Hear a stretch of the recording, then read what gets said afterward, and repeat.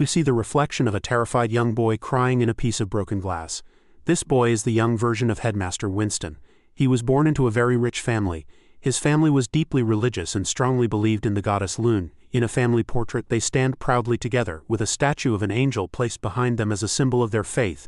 But one day a tragedy struck their village. A huge famine arrived, and the sky turned into a frightening dark red color. People in the village began to die from hunger. Winston's parents could not bear to watch their neighbors suffer and starve. Because of their faith and kindness, they opened the gates of their large estate. They followed the teachings of God and shared their food and money with the villagers without asking for anything in return. Sadly, their kindness was repaid with a terrible betrayal. The crowd that rushed into the estate slowly changed. Their weak and starving faces soon turned into angry and violent expressions. What started as desperate people looking for help quickly became a raging mob. They attacked the very family that tried to save them. The crowd stormed through the mansion, stealing everything they could find and destroying the rest. Young Winston cried and screamed in fear as chaos surrounded him. He stretched out his hands helplessly, unable to stop what was happening. In front of his eyes, the violent mob took everything he had. His family was brutally killed right in front of him. During the violent chaos, the small boy collapsed and fainted on the ground. The crazed crowd ignored him completely as they continued destroying the house. Somehow, by pure luck, he survived the massacre. When Winston finally woke up, someone had wrapped him in a torn piece of cloth. He stood in front of his destroyed home as flames consumed the mansion. A huge fire burned the entire estate, turning it into ashes. The scene looked like something straight out of hell. As Winston stared at the burning mansion, something dark changed inside his heart. While standing before the flames, he suddenly heard a strange voice inside his mind. The voice told him to deny three things: to deny God, to deny humans, and to deny himself. Looking into the fire, he made his first denial. After witnessing his family's massacre, Winston lost his trust in God. Deep emotional scars remained in his heart. As the years passed and he grew older, Winston lived with constant caution. He kept himself distant from others and avoided forming close relationships. He hid his emotions and guarded his heart from the rest of the world. However, his cold and closed heart slowly began to change when he met someone special. One day, a beautiful blonde woman approached him without any fear. Her kindness surprised him. Even though Winston acted cold and distant toward her at first, her warmth slowly reached him. For the first time in many years, he began to feel faith and love for humans again. Just as his emotional wounds were finally beginning to heal, a huge event shook the empire. A rebellion known as the 47 coup d'état broke out. Winston joined the battle and helped capture the rebels. Even though he was injured during the fighting, he felt comfort because his wife stayed beside him and always showed him kindness and love. Later, Winston became the headmaster of the academy. Because of the long-lasting pain from the injuries he received during the war, he and his wife decided to take a sea voyage during his break from work, hoping the journey would help him recover. But disaster struck during the voyage. A violent storm suddenly appeared, striking their ship with powerful lightning and massive waves. The ship struggled to stay afloat. In desperation, the crew threw the cargo into the sea to make the ship lighter. But the ship continued to sink. At that moment, Winston realized that he had become a burden. Because of his illness and injuries, he needed a crutch to walk and could not help the crew physically. The atmosphere on the deck slowly became dark and tense.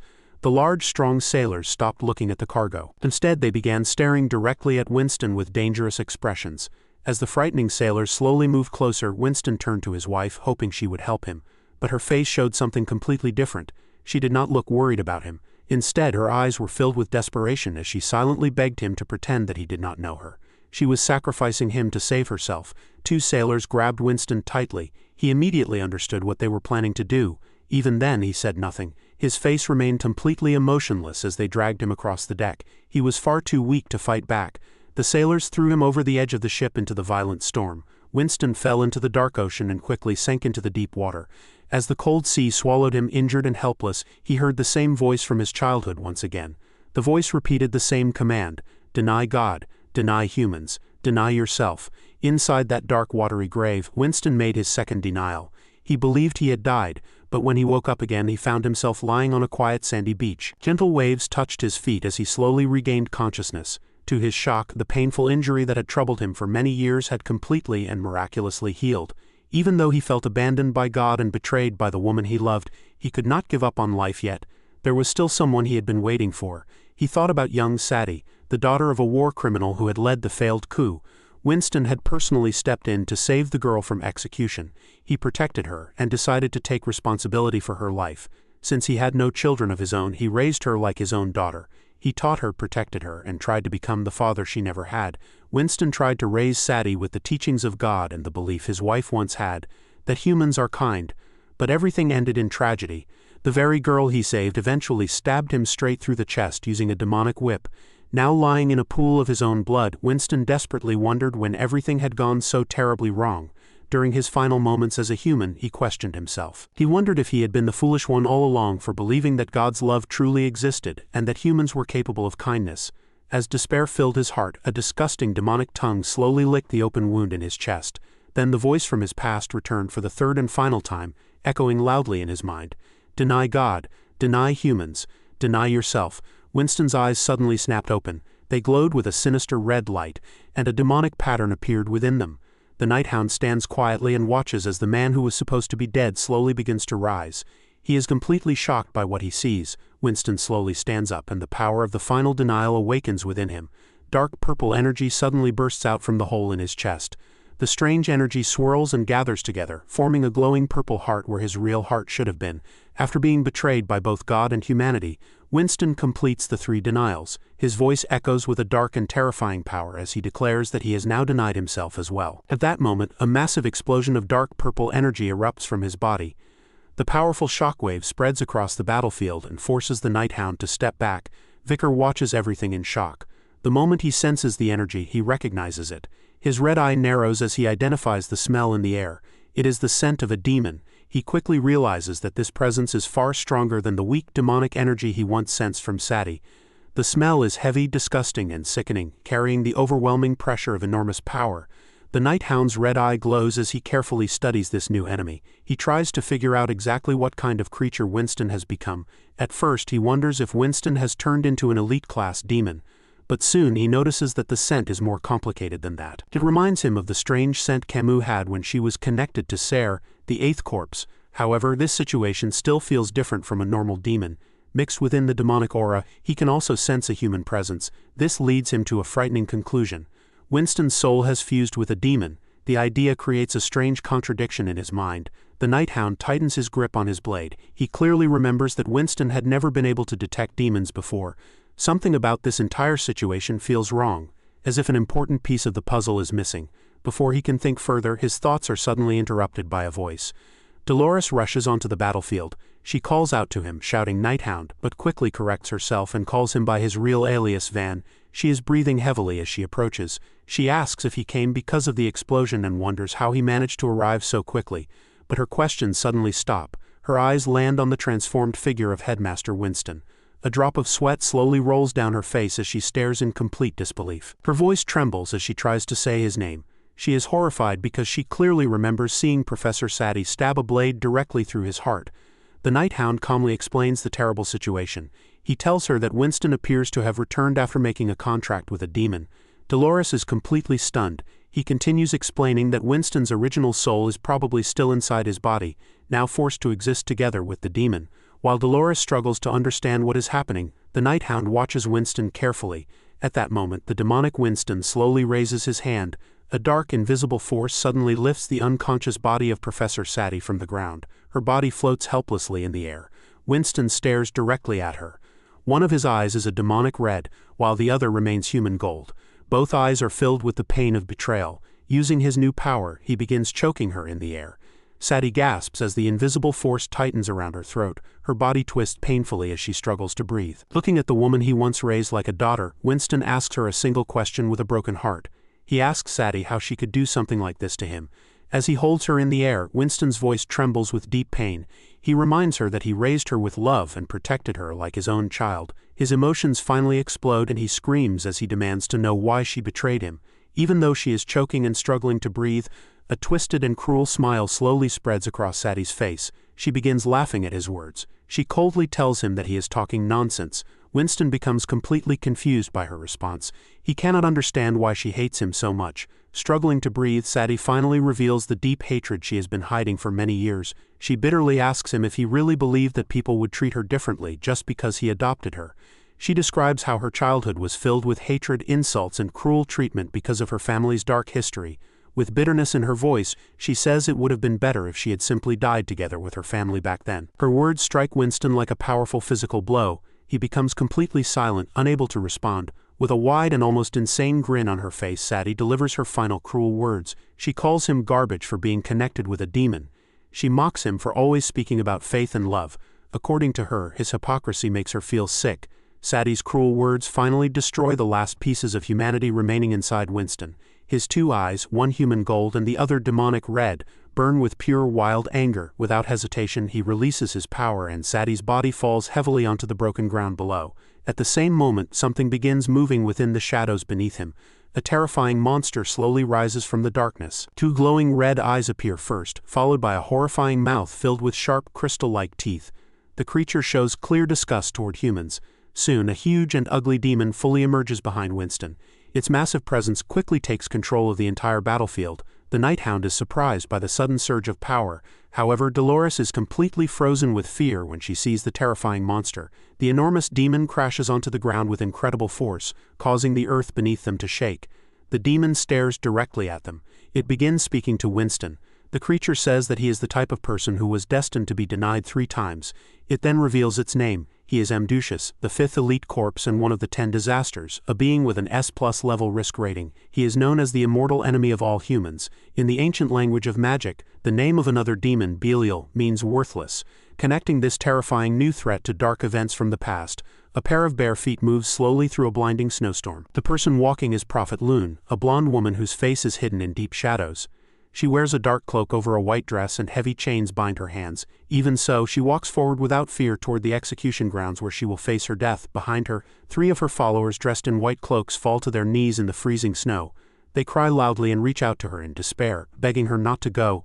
Loon stops walking and turns slightly toward them. In a calm voice, she reminds them of the old scriptures. She says that when the shepherd is struck down, the sheep will scatter. She warns them that one day they will all abandon her. Among them, a young disciple clutches his chest tightly. This boy is destined to become the future pope. With tears in his eyes, he promises that even if everyone else leaves her side, he will never abandon her. Loon listens quietly. Then she calmly warns him that before the rooster crows in the morning, he will deny knowing her 3 times. Soon, the execution begins. Prophet Loon is brutally stabbed again and again with heavy spears. Her body is pierced by many weapons as she is tied to a large wooden cross standing in the snow. The freezing wind blows around the execution site while armored guards watch the scene without emotion. The young disciple stands nearby, helpless. He looks up at Loon's lifeless body, unable to move. Shock and horror fill his face as he stares at the terrible sight before him. Suddenly, 2 large armored executioners turn toward him. They cross their spears in front of him and demand to know if he knows the crucified sinner. The sharp blades are held close to his face. Terrified, the boy begins to sweat. Fear takes over his mind and he quickly denies knowing her. Turning away, he hugs himself and shrinks back in fear. But his lie is suddenly interrupted. A servant girl points at him and tells the guards that she recognizes him. She says she often saw him begging the sinner for lessons and running errands for her. Hearing this, the young disciple panics even more. He strongly denies it again, swearing that he has no idea who the woman is. Soon, more armed guards gather around him. They threaten the hooded boy and say that his accent proves he is one of her followers. Overwhelmed by fear, the disciple collapses onto his knees in the cold snow. Tears stream down his face as he desperately curses and swears at the guards. In panic, he shouts his 3rd denial, insisting loudly that he does not know her. At that exact moment, while he screams beneath the prophet's blood-covered body, a rooster crows in the distance, fulfilling Loon's prophecy. The scene then shifts back to the present. Inside the ruined stadium, Dolores stands beside Vicar, who is disguised as the Nighthound. In front of them stands a massive and terrifying demon. This monster is the same demon that destroyed the Academy and caused the Colosseum tragedy in the original timeline. Its name is Amducius, the 5th demon king among the 10 elite corpses. It is known as an immortal disaster and the natural enemy of humanity. Its name itself means worthless. Amducius slowly turns its glowing red eye toward Vicar. It can smell the thick scent of demon blood coming from him. The beast raises a clawed finger and points directly at Vicar. In a deep voice, it asks if he is the Nighthound who killed its comrades. It seems surprising to see him here. Behind his mask, Vicar glares at the demon. At that moment, he realizes something. The sickening smell that had been coming from Headmaster Winston was actually the scent of this demon. Memories from his past life flash through his mind. He clearly remembers that Amducius was supposed to appear 6 months later than this. However, Vicar knows he has no time to question why the timeline has changed. Red energy begins to surge around his sword as he steps forward and stands in front of Dolores to protect her. He prepares to attack, determined to stop the demon before it can use its full strength. His glowing red eye focuses sharply as he carefully studies his enemy. Soon, he notices something important. He can clearly see the connection point between Headmaster Winston's soul and Amducius's soul, just like the connection he had seen earlier between Camus and Siri. Without hesitation, Vicar charges forward. His sword burns with red energy as he unleashes the Baskerville family's 7th technique. As he rushes toward the demon, Amducius thinks that its weaker past self would have easily died from this attack. But now things are different. The enormous demon pulls back its fist and blue energy surges through its arm. The sudden counterattack catches Vicar completely off guard. Amducius throws a powerful punch. A thick beam of blue energy explodes forward and slams directly into Vicar, blasting him backwards. The impact is devastating. Vicar coughs up blood as he is thrown across the battlefield. Crashing violently into a stone wall, he falls into a pile of broken rubble. The demon slowly walks toward him. It coldly states that Vicar's strength is no longer enough, grinning widely and revealing rows of sharp teeth. Amducius mocks him, saying that his power will not work against it anymore. Wanting to end the fight, the demon suddenly leaps high into the air. Raising its fist, it prepares to deliver a crushing blow that will finish everything. Yet even in this deadly moment, Vicar remains calm behind his mask as he grips his weapon. Just before the demon's fist can strike him, a red magical barrier filled with glowing runes suddenly appears in front of him. At the same time, a strange voice echoes through the air. The barrier is Dakaravia. The living pendant asks if it is already too late, but Vicar calmly answers that it arrived at the perfect time. Amducius immediately recognizes the shield as Dakaravia, the 7th corpse. He mocks it and asks where its power has gone. He also asks why it is now acting like a loyal dog serving humans. Dakaravia looks back at him with its single eye and says that Amducius is just as sarcastic as always. However, Dakaravia seems uneasy. It asks why Amducius feels different from before. As blue energy begins to swirl around the huge beast, Dakaravia wonders if the power it is sensing comes from the Marquis of Disharmony. Not far away, Dolores is standing among the broken stones and ruins. She is shocked by the destruction around her. In a quiet voice, she calls out to Vicar using his alias, Sir Van. When she realizes she has been separated from him, the fear on her face slowly changes into determination. She decides that she cannot simply stand there and watch. She must do whatever she can to help. Dolores then turns toward Headmaster Winston. She stares at the glowing purple demon heart that is embedded in his chest. Slowly stepping closer, she tells him that he is no longer the professor she once knew. She asks what kind of lies the demon told to manipulate him. Clenching her fist tightly, she firmly declares that demons are pure evil and the complete opposite of justice. As she moves closer, she pleads with him. She explains that demons only wish to destroy humanity. She begs him to break the contract before the world is completely ruined. For a moment, Winston looks over his shoulder, as if some part of his humanity remains. One of his eyes glows red while the other remains human. In a cold voice he replies that his world had already become a wasteland long before he met the monster behind him. The enormous demon Amducius stands quietly. Winston explains that the demon was the only one who truly understood his pain, and showed him a path forward. Looking directly at Dolores with his mismatched eyes, Winston says that the ideas of evil demons and good humans mean nothing to him anymore. Grabbing his chest angrily, he argues that the opposite of justice is not evil. Instead, it is simply another form of justice. With his glowing red eyes staring intensely at her, he declares that the justice he seeks is the complete downfall of humanity. Then he addresses her by her full name, Dolores Lunquo Vadis. He reminds her about the dark history of her family. He says that she is the descendant of the disciple who survived by denying God 3 times. Dolores remains silent for a moment. Winston asks her why someone from her bloodline would protect humans when she knows how low and cruel humans can become. Even after hearing his words, Dolores finally shouts back at him. She says that even when people are surrounded by despair, humans still have the power to believe and choose the best path forward. Winston dismisses her words with cold indifference. He questions what the point of such blind faith is. Then he points toward the unconscious Professor Sati lying nearby. He asks Dolores if she truly believes that the woman who destroyed the academy and attacked him also believed she was choosing the right path. Dolores cannot answer. She slowly turns away as Winston continues his cruel test. Using dark magic, Winston lifts a badly injured man high into the air. The man's body is horribly mutated, with sharp blue crystals piercing through his flesh. Winston asks Dolores what she thinks about this criminal. Without hesitation, Winston slams the man violently onto the stone floor. The ground cracks and breaks under the impact. Horrified, Dolores covers her mouth in shock as Winston asks if she still believes that this criminal can choose the right path.